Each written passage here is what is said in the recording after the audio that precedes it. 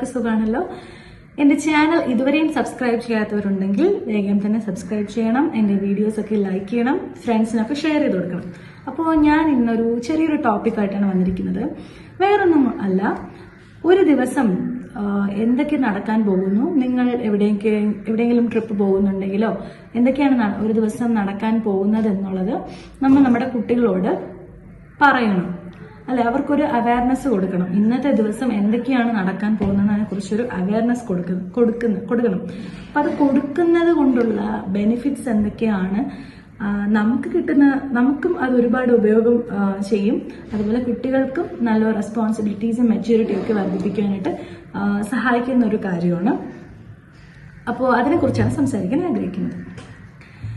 അപ്പോൾ ഒരു എക്സാമ്പിൾ ഞാൻ പറയാം. ഇപ്പോൾ നിങ്ങൾ അടുത്ത ദിവസം, ഇപ്പൊ എല്ലാ ദിവസവും മിക്ക ദിവസങ്ങളും നോർമലി എങ്ങനെയായിരിക്കും? ഇപ്പൊ സ്കൂളിൽ പോകുന്ന കുട്ടികളാണെങ്കിൽ രാവിലെ സ്കൂളിൽ പോകും, വൈകിട്ട് വരും, കളിക്കും, പഠിക്കും, നിങ്ങളെ കൂടെ ഇരിക്കും, സ്പെൻഡ് ചെയ്യും, അങ്ങനെയാണല്ലോ. മിക്ക ദിവസവും അങ്ങനെ ആയിരിക്കും നോർമലി. ഇൻ കേസ് ഏതെങ്കിലും ഒരു ദിവസം നിങ്ങൾ എവിടെയെങ്കിലും പോവാണ്, ഓക്കെ, അപ്പോൾ എന്തെങ്കിലും ഒരു ട്രിപ്പ് പോവാണ്. അപ്പോൾ നിങ്ങൾ എന്ത് ചെയ്യണം? ആ കുട്ടിയോടത് പറയണം, മക്കളെ നമ്മൾ നാളെ ഒരു ട്രിപ്പ് പോവാണ്. ഒന്നെങ്കിൽ നമുക്കിത് തലേ ദിവസം പറയാം, ഇല്ലെങ്കിൽ രാവിലെ എഴുന്നേറ്റ് പറയാം. ഓക്കെ, നമ്മൾ ഇന്നൊരു ട്രിപ്പ് പോവാണ്, ഇല്ലെങ്കിൽ നമ്മളിന്ന് ഹോസ്പിറ്റലിൽ പോവാണ്.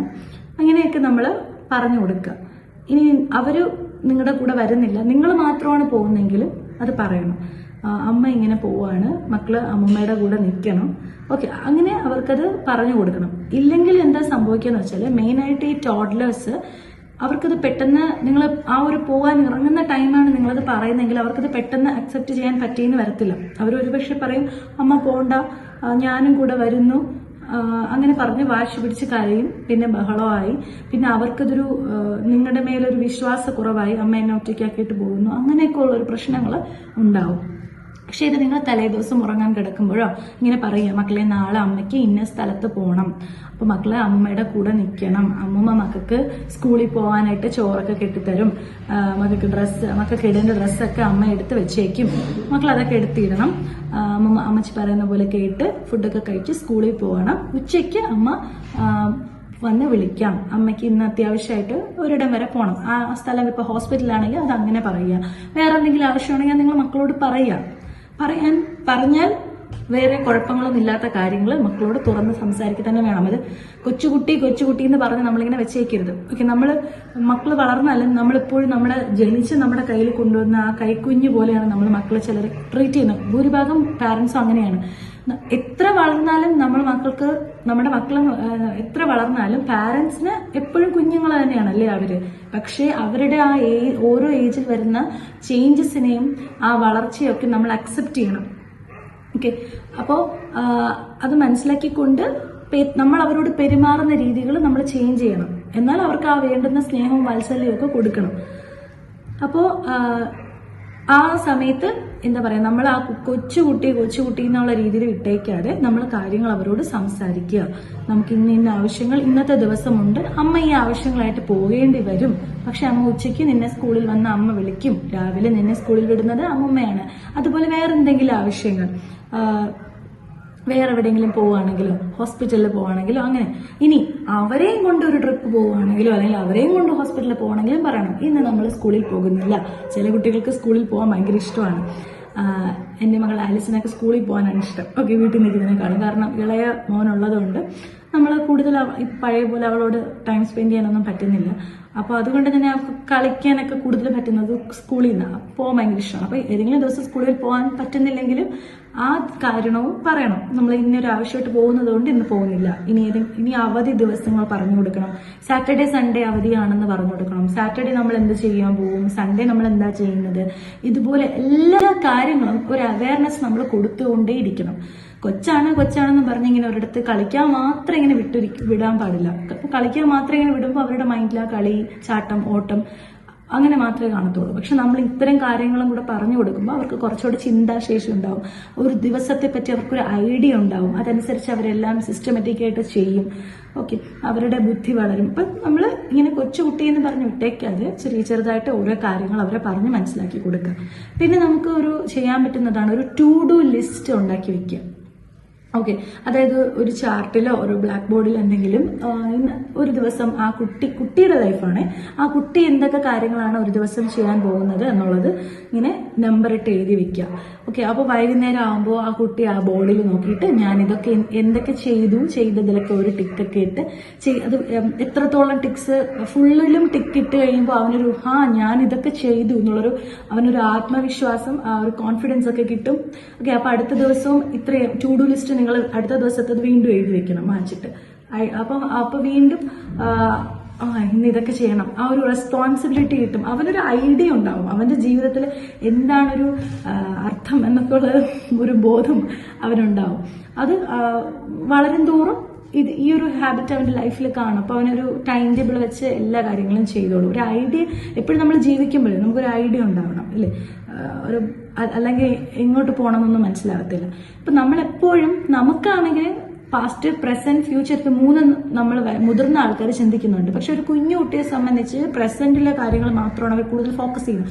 കളിക്കുവാണെങ്കിൽ കളി മാത്രം, കഴിക്കുമ്പോൾ അങ്ങനെ, മനസ്സിലായോ? പിന്നെ കുറച്ച് പാസ്റ്റ് കാര്യങ്ങളും കൂടെ അവർ വളരുന്നതനുസരിച്ച് പാസ്റ്റ് കാര്യങ്ങളും ചിന്തിച്ചു തുടങ്ങും. പക്ഷെ ഒരിക്കലും കൊച്ചു പിള്ളേർ ഫ്യൂച്ചറിനെ പറ്റി ചിന്തിക്കാൻ അത് കുറച്ചുകൂടി നല്ല വളർന്നാലേ പറ്റത്തുള്ളൂ. അപ്പം ഇങ്ങനെ നമ്മൾ തലേ ദിവസമോ രാവിലെയോ ഇങ്ങനെ പറഞ്ഞു കൊടുക്കുമ്പോൾ ഇന്ന കാര്യങ്ങളൊക്കെ ഇന്ന് നടക്കാൻ പോവുകയാണെന്നൊക്കെ പറഞ്ഞു കൊടുക്കുമ്പോൾ അവർക്ക് ആ ഫ്യൂച്ചറിനെ പറ്റിയിട്ട് ഉള്ളൊരു ബോധം കൂടെ വരുവാണ്. അപ്പം നമുക്ക് അങ്ങനെ ഒരു പ്ലസ് പോയിന്റ് അവിടെ വരുവാണ്. അപ്പം ഇത് ഇങ്ങനെ ചെയ്യിപ്പിച്ചതുകൊണ്ട് നേരത്തെ ഇനി നടക്കാൻ പോകുന്ന കാര്യം, ഇപ്പം നമ്മളിപ്പം പാരന്റ്സ് ഇങ്ങനെയൊക്കെ നടക്കുമെന്ന് പറഞ്ഞാലും ചിലപ്പോൾ അതിൽ വ്യത്യാസങ്ങളൊക്കെ ഉണ്ടാകും. ഓക്കെ, അപ്പൊ അത് അക്സെപ്റ്റ് ചെയ്യാൻ കുട്ടി പഠിച്ചോളും. എന്നാലും നോർമലി എല്ലാ ദിവസവും നടക്കുന്ന എന്താ, സ്കൂളിൽ പോകും, വരും, എന്തെങ്കിലും വ്യത്യാസം വരുന്ന കാര്യങ്ങളാണ് നമ്മൾ പറഞ്ഞു കൊടുക്കുന്നത്. പക്ഷെ പലതും നമ്മൾ പറഞ്ഞു കൊടുത്താലും നമ്മൾ പറയുന്നത് പോലെ ചിലപ്പോൾ നടന്നെന്ന് വരില്ല. അപ്പൊ അത് നിങ്ങൾ ആ കുട്ടിയെ പറഞ്ഞ് മനസ്സിലാക്കുക. അപ്പൊ ഇങ്ങനെ ഇതുപോലെ എല്ലാ ദിവസവും കുട്ടിയോട് നല്ലൊരു കമ്മ്യൂണിക്കേഷൻ ഉണ്ടാവുമ്പോൾ തന്നെ എന്തെങ്കിലും കാര്യം നിങ്ങൾ പറഞ്ഞതിൽ തെറ്റായി സംഭവിച്ചാലും അത് നിങ്ങൾക്ക് പറയാം, അമ്മ എങ്ങനെയാണ് വിചാരിച്ചത്, പക്ഷെ എങ്ങനെ ആയിപ്പോയി. അത് നിങ്ങൾ പറയുന്നത് മനസ്സിലാക്കാൻ വേണ്ടി അവന്റെ ബ്രെയിൻ ക്യാപ്പബിളായി വരും. ഓക്കെ, അപ്പൊ ഇത് നിങ്ങൾക്ക് പ്രാക്ടീസ് ചെയ്ത് നോക്കാം. ഒരു അടുത്ത ദിവസം എന്തൊക്കെയാണ് നടക്കാൻ പോകുന്നത്, അല്ലെങ്കിൽ രാവിലെ എണീറ്റ് പറയാം ഇന്നെന്താ നടക്കാൻ പോകുന്നത്, നീ എങ്ങനെയൊക്കെ ആയിരിക്കണം, ഓക്കെ, അല്ലെങ്കിൽ അമ്മ എന്തൊക്കെ ചെയ്യുന്നുള്ളത് നമുക്ക് പറഞ്ഞു കൊടുക്കാം. കാരണം അമ്മയും കുഞ്ഞുമായിട്ട് ആ ഒരു ബോണ്ടിങ് ഉണ്ട് അല്ലെ, അമ്മയുടെ പ്രവർത്തികളും കൊച്ചിനെ എഫക്ട് ചെയ്യും. അപ്പം അമ്മ ഇങ്ങനെ ചെയ്യും, മക്കൾ ഇങ്ങനെ ചെയ്യണം, അങ്ങനെയും കൂടി നമുക്ക് പറഞ്ഞു കൊടുക്കാം. അപ്പൊ കുട്ടികളുമായിട്ട് നല്ലൊരു കമ്മ്യൂണിക്കേഷൻ ഉണ്ടാവും, നല്ല ബോണ്ടിങ് ഉണ്ടാവും. നിങ്ങൾ പറയുന്നതൊക്കെ അവർ അനുസരിക്കും, കാരണം നിങ്ങളുടെ മേലൊരു വിശ്വാസം അവർക്ക് ഉണ്ടാകും. ഓക്കെ, കൊച്ചെന്നും പറഞ്ഞ എപ്പോഴും ഇങ്ങനെ കുട്ടികൾ കളിക്കണം അല്ലെങ്കിൽ പഠിക്കണം എന്ന് പറഞ്ഞിട്ട് സ്ട്രിക്റ്റ് മോഡാവാതെ എന്നാൽ ആവശ്യമായ കാര്യങ്ങൾ പറഞ്ഞു കൊടുക്കുക. ഓക്കെ, അവരോട് ടൈം അവർക്ക് നമ്മൾ ഇപ്പം ഈ ടൈമിൽ എത്ര ടൈം കൊടുക്കുന്നു എന്നുള്ള ക്വാണ്ടിറ്റിയിലല്ല കാര്യം, കൊടുക്കുന്ന ടൈം ക്വാളിറ്റി ടൈം കൊടുക്കണം. കുറച്ചാണ് കൊടുക്കണമെങ്കിൽ അത് അവർക്ക് ഫുൾ അറ്റൻഷൻ കൊടുത്ത് ഫോണൊക്കെ മാറ്റി TV ഒക്കെ ഓഫ് ചെയ്ത് സറൗണ്ടിങ് നല്ല അവരുമായിട്ട് ആ ഒരു കാം മൈൻഡിൽ ഇരുന്ന് ഫുൾ അറ്റൻഷൻ കൊടുത്ത് ചെയ്യണം. അപ്പോൾ ഈ ടു ഡു ലിസ്റ്റ് മറക്കരുത്. അത് നമുക്ക് ചെയ്യാവുന്നതാണ്. ഒരു ബ്ലാക്ക് ബോർഡോ വൈറ്റ് ബോർഡിലോ ഇങ്ങനെ എഴുതിയിടുക. അവർ രാവിലെ വായിക്കാൻ കഴിയുന്ന കുട്ടികളാണെങ്കിൽ അവർ സ്വയമേ വായിച്ചിട്ട് ടിക്കിട്ടോളും. ഇല്ലാത്ത കുട്ടികൾക്ക് നിങ്ങൾ വായിച്ച് നിങ്ങൾ ടിക്കറ്റ് കൊടുക്കുക. അങ്ങനെ അപ്പൊ ഇങ്ങനെ ഈ ടു ഡു ലിസ്റ്റ് നമുക്ക് ചെയ്യാം. ഇതുപോലെ നേരത്തെ കൂട്ടി കാര്യങ്ങൾ പറഞ്ഞു കൊടുക്കുന്നതും ചെയ്യാം. അപ്പോൾ ഞാൻ എന്റെ മകൾ ആലിസിൽ കണ്ട മാമ എനിക്കിത് നല്ല എക്സ്പീരിയൻസ് ചെയ്ത് ഉറപ്പുവരുത്തിയ കാര്യം ആയതുകൊണ്ടാണ് പറഞ്ഞത്. കാരണം ഒരു ദിവസം എല്ലാ ദിവസവും അവളെ സ്കൂളിൽ വിടുന്നത് ഞാനാണ്. ഓക്കെ, ഞാനാണ് എല്ലാം ചെയ്തു കൊടുക്കുന്നത്. പക്ഷെ ഒരു ദിവസം എനിക്ക് രാവിലെ ഹോസ്പിറ്റലിൽ പോകേണ്ടി വന്നു. അപ്പോൾ ഞാൻ തലേ ദിവസം അവളോട് പറഞ്ഞു, അമ്മ രാവിലെ പോകും, അപ്പോൾ അമ്മമ്മയായിരിക്കും എല്ലാം റെഡിയാക്കി വിടുന്നത് എന്ന് പറഞ്ഞിട്ട് ഡ്രസ്സ് കാര്യങ്ങളൊക്കെ എടുത്തു വെച്ചു. അടുത്ത ദിവസം അവൾ പിണങ്ങിയില്ല, ഒന്നും. ഭയങ്കര നമ്മൾ അമ്മമാരുടെ അടുത്താണെങ്കിൽ കുറുമ്പ് കാണിക്കും.